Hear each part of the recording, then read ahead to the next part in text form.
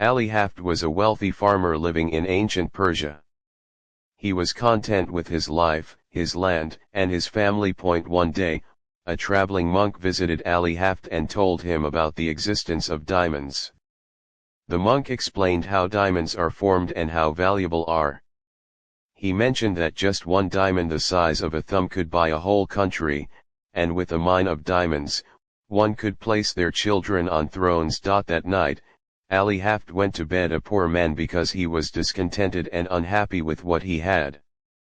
Desperate to find diamonds, he sold his farm, left his family, and traveled the world in search of these precious stones.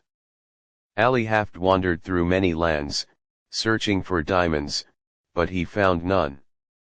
Eventually, destitute and broken, he threw himself into the sea and drowned.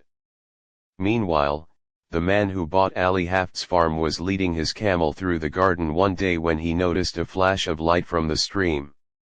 He pulled out a stone from the water, which turned out to be a diamond.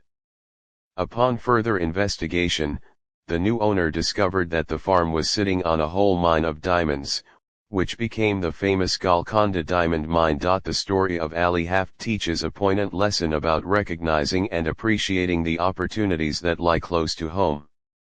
It illustrates that many people fail to see the potential in their immediate surroundings and often look far and wide for wealth and success, only to find that they had everything they needed right where they started.